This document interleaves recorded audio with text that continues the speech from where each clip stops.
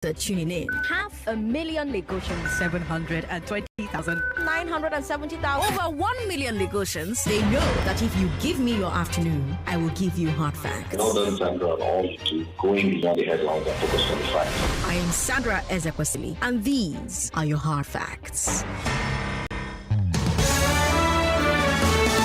Hello, Lagos. Good afternoon. I am Sandra Ezekwesili, and these are your hard facts. 1 million Lagosians listen to this show. They cannot be wrong. So thank you for tuning in alongside them today. I've got a great show for you, starting with the Big Three Global Edition. It's actually a big one today. Let's talk about the Sudanese and RSF forces bombing civilian locations. I've got Human Rights Watch on the show with me today. They published a report on this, and I'll be speaking to them in a few minutes.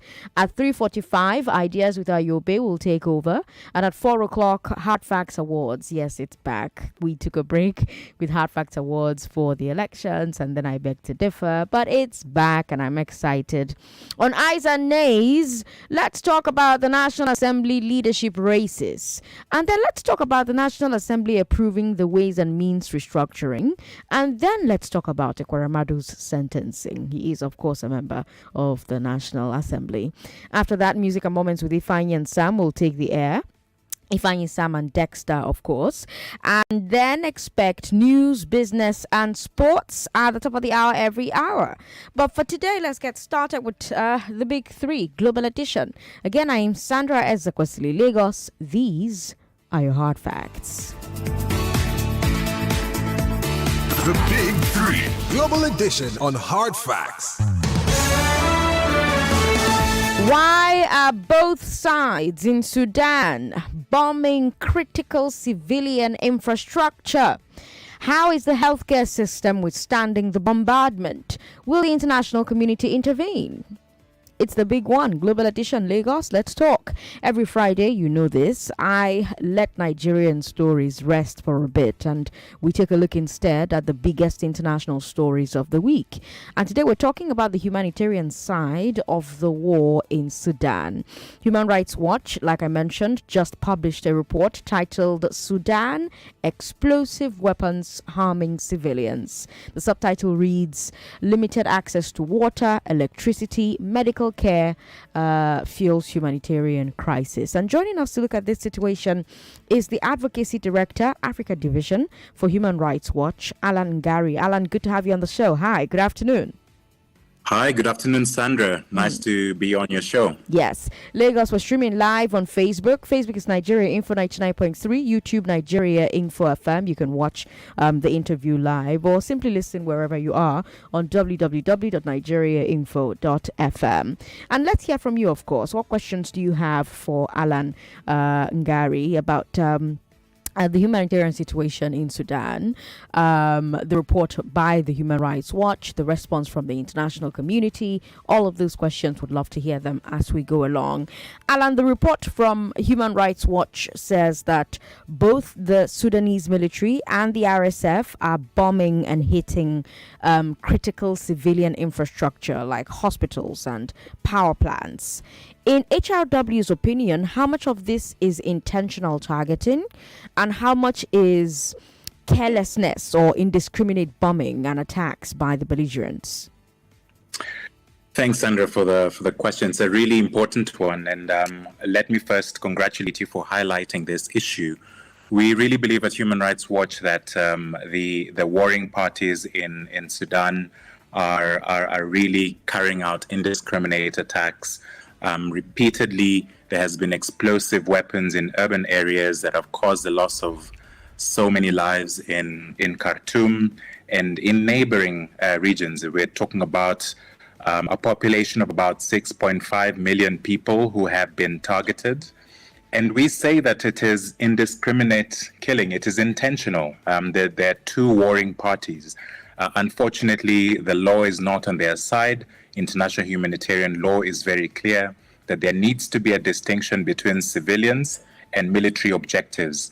And unfortunately, the RSF and SAF are not just fighting each other, but their attacks and weapons are killing civilians in the region. Right.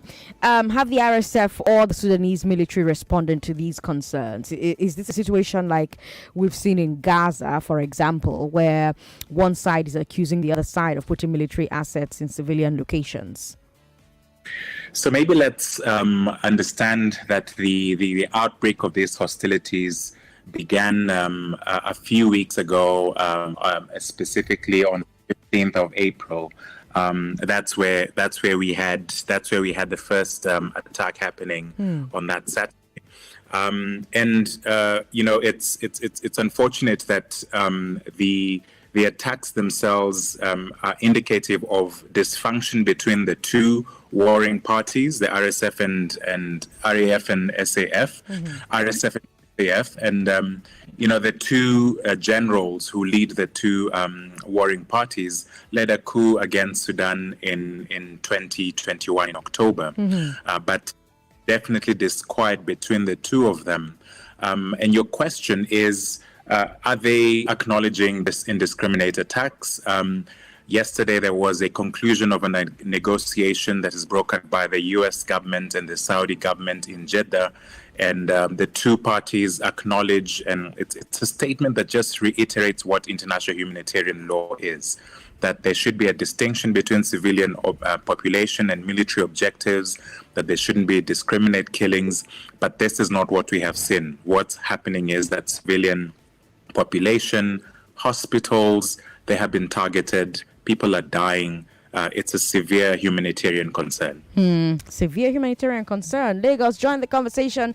0700-993-993-993 01465-7190.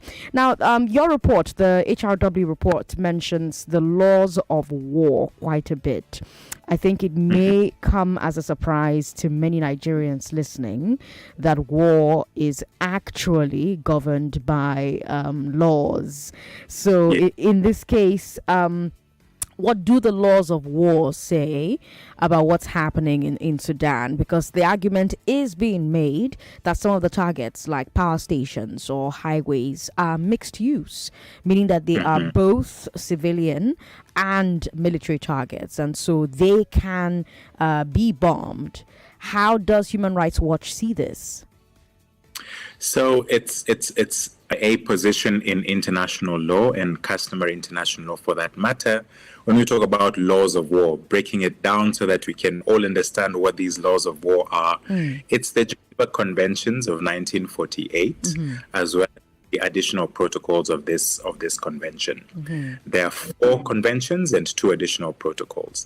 So essentially, it is a body of laws that regulates the conduct of hostilities between parties. So a majority of those international treaties are between states. So it is conduct of hostilities of warring parties, so two different states. But there are certain of those treaties that relate to internal conflict, so non-international armed conflicts, which is what we are seeing in Sudan presently. So the additional Protocol 2 of the Geneva Conventions regulates conduct of hostilities, war in a non-international armed conflict. And of course, we also have what we call Common Article number 3, which is very similar in its provision in all the 4 Geneva Protocol conventions. Then, of course, there is what is customary international humanitarian law.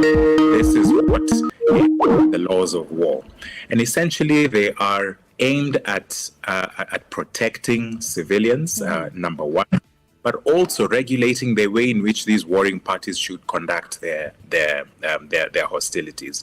So yes, it is true that there could be bridges, there could be roads that are used by the military and also used by the civilians. But what these specific provisions in law say is that in the event that there is a conflict, then the warring parties, they commit themselves, they are bound because they have committed. So Sudan is a party to this to this treaty. Nigeria is a party to this treaty. In fact, it's the most commonly ratified treaty in the world, in the body of international law. So there is an understanding as to how these parties that are warring should conduct themselves.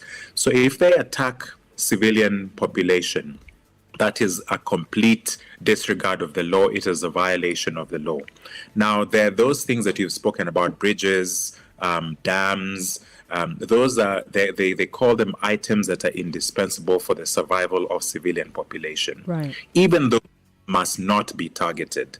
And the military and armed forces that are fighting must do all that is within their power to make sure that the fight is within the military objectives of the two warring parties, never civilian. So the minute that happens, then that is a violation of the law, and it is tantamount to a war crime. And that is what we are seeing happening in Sudan presently. Lagos, if you just tuned in, I'm Sandra Ezekwesili, and you're listening to Hard Facts on 99.3 Nigeria Info. This is Big Three Global Edition. Fridays, we let Nigerian stories rest. We take a look at what's happening in other parts of the world. And today, I've taken you to Sudan, where I've been joined by the Advocacy Director, Africa Division for Human Rights Watch, because they have a report out, and this report it says that the explosive weapons currently being deployed in Sudan for their war currently harming civilians. That's they have a report titled Sudan, Explosive Weapons Harming Civilians, and the subtitle reads, Limited Access to Water, Electricity, Medical Care Fuels Humanitarian Crisis. Alan Ngari is here, and Alan Ngari is answering my questions, and I want to get into some detail here. Let's start with the hospitals. Alan, your report says that fighting has damaged at least 16 hospitals, and other hospitals are shutting down because they are cut off from utilities like electricity and water. Is there any visibility into how these hospital shutdowns are affecting healthcare in Sudan at this very critical time? Because the last thing you want happening during a war is for hospitals to not be available. But ironically, hospitals are some of the first places to go during a war. So is there visibility into how these shutdowns are affecting healthcare in Sudan at the moment? Yes, Sandra, and this is one of the biggest concerns that we have. As you have rightly pointed out, hospitals are indeed a safe haven for people that are in distress, people that have been harmed, just the day-to-day illnesses that people suffer. The first place you want to go to get attention is hospital. And unfortunately, from our research and word on the ground, people that we have spoken to, including medical professionals, hospitals have been targeted. In fact, there's been aerial bombardment of one of the major hospitals.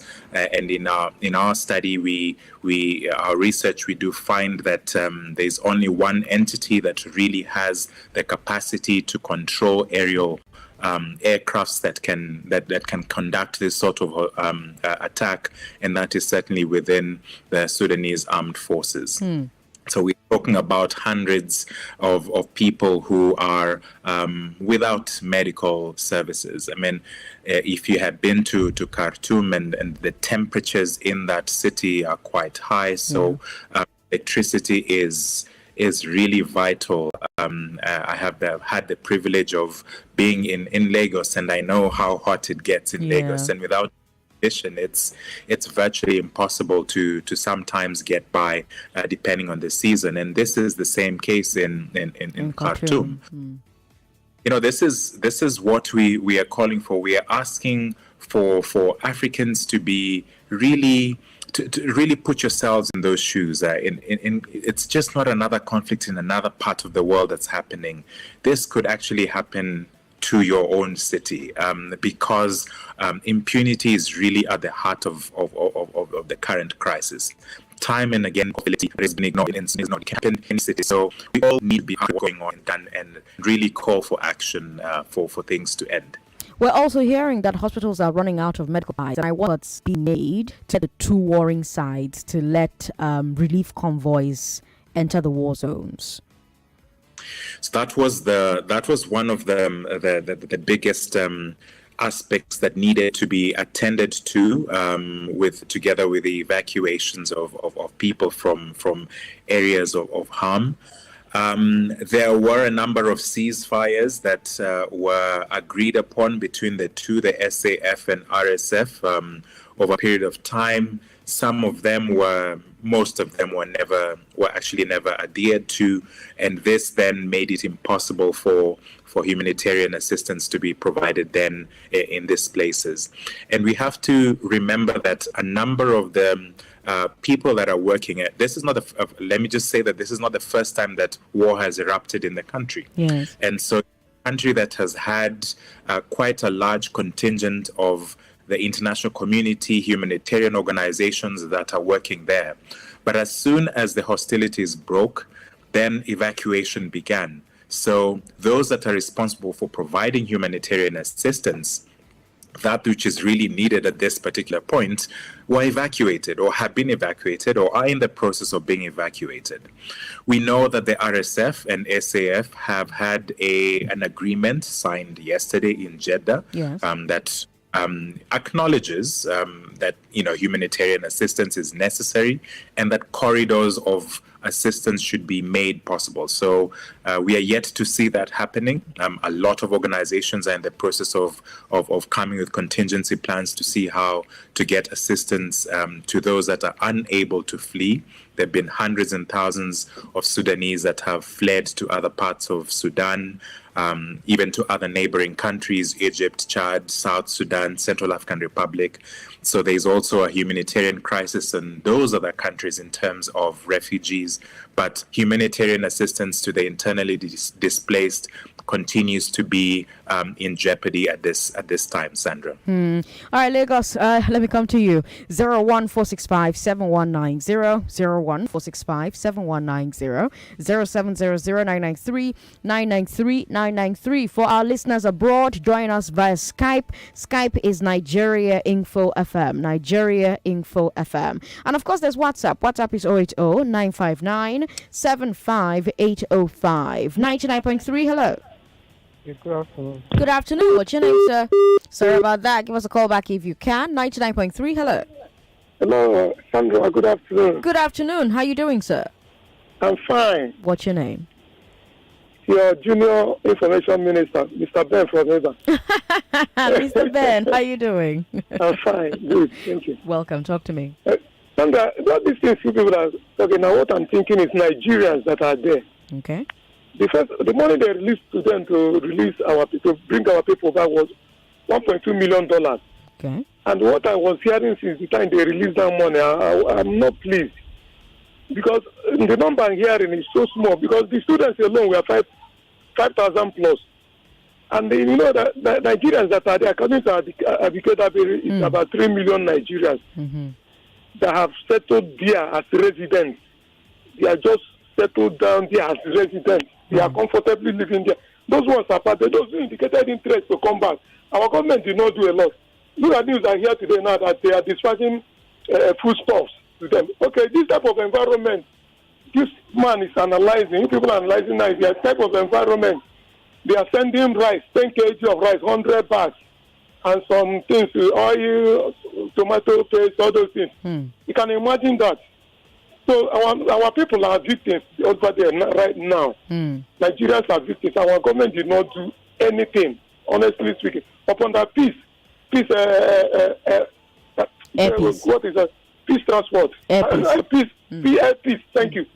Upon air peace, volunteered to bring a flight to evacuate Nigerians, and Nigerians brought their aircraft, Air Force plane that doesn't have seats. It helps to evacuate Nigerians, but it carry about 120 people.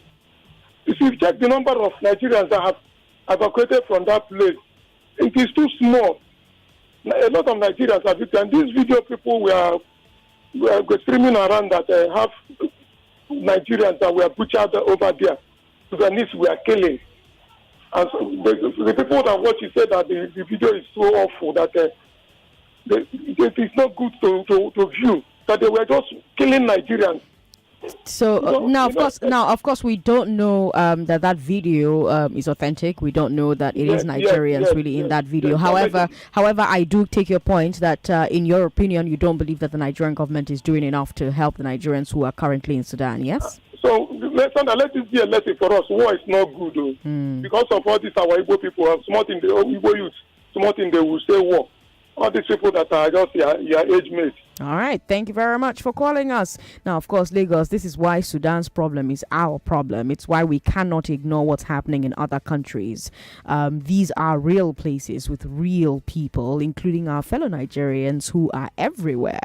I've still got Alan here, and I'm going to get Alan's thoughts on that comment from that caller. I see that we have a call from Frank joining us from Indonesia lined up as well. Frank, if you can stay on the line, please stay on the line. Otherwise, join us again when we come back from this break in 2 minutes. I'm Sandra Ezekwesili. If you just tuned in, hi, good afternoon. Today we're in Sudan because it's Friday, and Fridays at 3 we let Nigerian stories rest, and we take a look at what's happening in other parts of the world. And one of the biggest stories in the world this week is the war in Sudan. Human Rights Watch released a report. That's why we're focusing on the humanitarian side of the war in Sudan. They published a report titled Sudan, Explosive Weapons Harming Civilians. And I have the Advocacy Director, Africa Division for Human Rights Watch, Alan Ngari, on the show with me.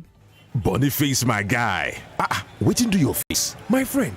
See how you dey live fine. You don't buy car, you don't marry, and I hear say you don't complete your house self. And I dey here with no money, no job, even to feed self na problem. Brotherly, overthinking no fit solve problem, my guy. Now online trading that they run, and now Square Financial teach me. Square Financial? No. How? Why don't you reserve a spot in their next free training by sending yes to 0904-859-9688. Squared Financial is a reputable company, and they will teach you how to start online trading and make profit. To reserve a spot in their next free training, send yes to 0904-859-9688. I don't want to wait till I graduate from think of what to do with my life. Exactly. I'm going to see my music skills. Let me use my talent well, I beg. I would like to be a radio presenter, but I don't know how to go about it. But why is Timmy so quiet today? Sorry, ladies. I'm teaching on how to be a professional scriptwriter. I also learn how to become a radio presenter on Wazobia Academy. Wazobia Academy? Yes, Wazobia Academy provides accessible and affordable online training in filmmaking, music business, fashion, radio hosting, and lots more. You also stand a chance to be selected for internship in leading production companies, radio stations, music, and fashion studios for hands-on experience. It's easy. Simply log on to www.wazobiaacademy.com or call 0908-826-5038 for more details. Wazobia Academy. Learn and lead. I'm from Lafarge. I beg, sign for here. What do you look for there? I dey look. What am I say? Get delivery.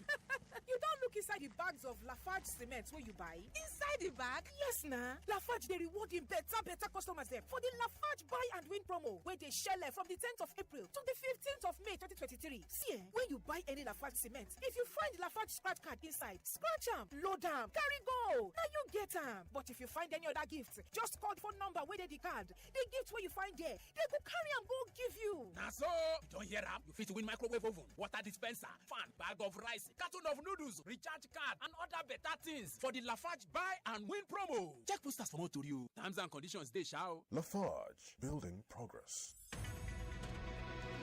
We're back. We're back. We are back. We're back on 99.3 Nigeria Info. I'm Sandra Ezekwesili. This is Hard Facts on 99.3 Nigeria Info. Today we've taken a trip to Sudan to take a look at the war and its impact on the humans who currently live in Sudan. We're taking a look at the humanitarian side of the war. Human Rights Watch published a report titled Sudan, Explosive Weapons Harming Civilians. I've got Frank Azu joining us from Indonesia, still on the line. Hi, Frank. Thank you for calling. Frank, are you there? Hi, Sandra. Good afternoon. Good afternoon. Yeah, I can hear you. Good afternoon. Can you hear me? Yes, please. Go ahead. Yeah, so you said something before you went on break that what happens to Sudan concerns us, and you can be much more correct. You're very correct there, because we just saw we heard what happened in Libya, the war in Libya, how it led to so much guns coming down to northern Nigeria and affecting people down even in Ondo and southern Nigeria. So Sudan really concerns us. So I have two questions for your guest. Okay. And the questions are, number one, please, who are those, influencing the and escalating the war in Iran? Because I have heard names Iran or of Sudan? countries or foreign countries in Sudan rather, as in foreign countries, aiding to improve the war and escalating the war, like UAE and so. What is their interest? Why are they so much interested in the violence in Sudan? Because we really have to start questioning these things. Now, number 2 question is the African Union. How much are they doing in de-escalating the violence in Sudan? I was ashamed and felt and aback when I heard they went together, Saudi Arabia, another continent, for a peace talk or wherever, or the US is coming to intervene. Why is Africa, or why haven't been African leaders been able to sit down and take care of their issues in an African way? Those are just my 2 questions. All right, Frank, thank you very much for calling to ask them. I think we'll start with the second one. Alan, Frank says, African Union, why are they not doing everything they can to de-escalate what's happening in Sudan? Why are they going to Jeddah, for instance, and getting involved in what's happening in other continents, whereas we have this big crisis on our hands here in Africa? Frank's question is the $1 million question that we have been asking the African Union. And this is not the first conflict that we are now wondering why it's taking so long for action to be done. And what's particularly interesting in this situation of the intervention from the African Union is that when we had the hostilities break out on the 15th of April, immediately there was a statement that was issued by the chairperson of the African Union Commission, which we were very, very pleased to see because it was an immediate reaction, an immediate question. And in his statement, he said that he is willing to go himself personally to Khartoum and negotiate with the two forces, the 2 warring parties, the generals. And a day later, the Peace and Security Council of the African Union had its first session on this issue and reiterated the similar thing. What was, however, interesting in the statement from the Peace and Security Council of the AU was that they would not welcome external interference into what is going on in terms of trying to get to a solution to the matter. And of course, was very happy with its chairperson's statement and availability to go to Khartoum, but also brought in the Intergovernmental Authority on Development, IGAD, and said that a framework between the African Union and IGAD should be used to intervene in this matter, to de-escalate, as the word that Frank has used is appropriate. Now, nothing much has happened since. And it's quite unfortunate because we have been hoping that perhaps the AU would deploy forces to go to the ground and at least also help with the humanitarian situation, monitor the ceasefires that have been not responded to at all by the parties. There's been a semblance of almost a disregard then to the international community's intervention, except for Saudi Arabia and now this talks that happened in Jeddah. The extent that even yesterday, the Human Rights Council of the United Nations was unable to pass a resolution that would have assisted in coming up with a mechanism that would intervene in Sudan. What is curious about the Human Rights Council's composition and its African members and their decision yesterday was that not a single African country that is a member of the Human Rights Council voted for that resolution that would have put boots to the ground, that would have assisted in a mechanism to address the violations that are going on in Sudan. So Sudan itself has prevented that, was actually very much against that resolution, and other African countries either abstained to the resolution or voted no to the resolution. Same issue at the Security Council. In fact, the A3, as we call them, the three African countries represented at the Security Council of the UN, Gabon, Mozambique, and I forget the last one, but all three then declined for a UN, or have been trying, we understand, to prevent any pronouncements from the Security Council that would advance some intervention in in Sudan. But of course, we have to be alive to the powers in the Security Council, and we are doubtful that Russia and China would also be in favor of those sorts of interventions. So we are seeing a lot of deadlock with these international organizations at this point in time, without much resolution. Meanwhile, thousands more keep dying and suffering in that country. And Frank was also asking, who are those influencing or escalating the war? The countries influencing or escalating the war in Sudan. What's their interest? Why are they escalating? What do you say to that, Alan? It's a good question, and like I said earlier, the SAF and the RSF have long records of serious violations of international humanitarian law, human rights law, and we have been saying for the longest time that they actually need to be brought to account. So I said also that impunity is really at the heart of the current crisis.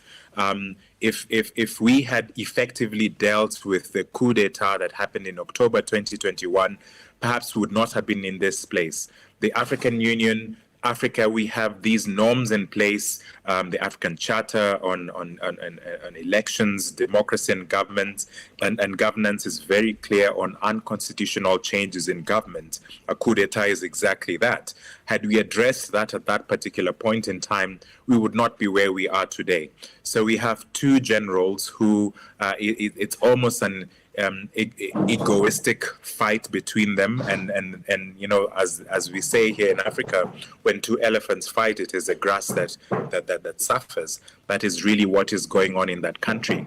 But even beyond or before the 2021 coup d'etat, there has been a lot of insecurity. We have reported severally around Darfur and the violations that happened in that region, in South Kordofan, in various parts of Sudan. There has been serious violations of international law, war crimes, crimes against humanity, genocide, and none of these have actually been addressed in that country. And we are now just seeing the nature of war is cyclical. And we are just seeing a repetition and a recurrence of this violence because we have not effectively dealt with the past. And of course, some of the impact is the humanitarian crisis that Human Rights Watch has published a report about. The Sudan Doctors Union is speaking out strongly against these hits on hospitals. Of course, the doctors were instrumental in organizing the protests that brought down the Bashir regime. Lagos, you remember, we talked about it at the time extensively. They also resisted the coup led by both warring forces here. How much is that political history and bad blood affecting the way that both the Sudanese armed forces and the RSF are responding to the medical crisis that this war is causing? It's all inextricably linked, Sandra. It's all inextricably linked. The fact that the Sudanese armed forces has not been able to properly reintegrate or have within its ranks what is that paramilitary group, the RSF, is indicative of just the inability of the two parties then to agree on anything. It's quite clear that political power is really important. This is a legacy of the Bashir regime that ruled that country with an iron fist for many years. There was a civilian government that was installed, a transitional period for all issues to be addressed with, and these two generals just decided we've had enough of this, and they want to take power. They want to take political power, and that's when 2021 October happened. And now the two of them cannot agree, and the country is now being brought to its knees again. And so everything to do with the humanitarian crisis can be responded to if these two gentlemen can just be out of the picture once and for all.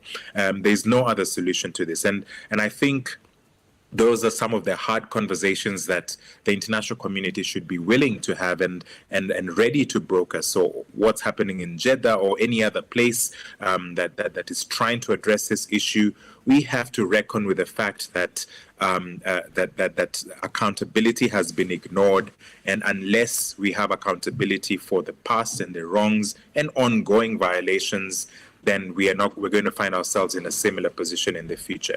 They will recreate themselves like they have in the past, try and see whether they can get into civilian government, but the dissatisfaction, just the incapacity of holding power to the extent that they want, will bring them back to and we'll find ourselves in this position. All right, Lagos, join the conversation. 01465 7190 0700 993 Sorry about that. Give us a call back if you can. Hi, good afternoon. Hello, good afternoon. Good afternoon, sir. What's your name? God bless you. My name is Pastor Meko Obiora. Talk to me, Pastor Meko Obiora. Welcome back. Thank you. Since you really tried during your leave. Oh, thank you. You did so well. Yeah. Enjoyed her. God bless you. Bless you as well. Yeah. Well, the issue in Sudan is critical in the sense anytime there is even riot is not a joke. No talk of when we're talking about full-blown war in a country. Yeah. You see, Rwanda, even Liberia, and some other countries have not recovered from the war that happened 10, 15, 20 years ago. Not talk of now. So, and my experience, I have noticed, like the other guy, I think Frank asked from the guy that came from abroad, asked the escalators of the war. So I believe strongly anytime there is war in any African country, there are superpowers around the world that, escalate because they have interests. Right now, they'll be moving gold, moving diamond from different places, and war is on in exchange of arms. So I believe strongly that, African countries, our leaders, OAU, AU, and other, will be able to come back to our senses. As the predicate one says, let's come back. Let's use, Igbo say, let's use your tongue to count your teeth so that we can preserve our heritage, preserve our lives, preserve our people. Our people are dying of hunger, sicknesses, and other things. And then we also have foreign mercenaries, foreign people, infringing into our, our heritage and our cultures and our resources that God has given to us. I don't like it, and nobody like it. Look at what's happening over there in Sudan now. Nigerians are there. I was surprised. Over 3 million people live there. I just heard it from your program today. Now 3 million people. So you can imagine what we'll be losing when this things happen. Pastor Mecca, thank you very much for calling us. Yes, it is quite the sad situation. Now, of course, I have to let Alan go because at 45, Ayobe will be here to bring you ideas.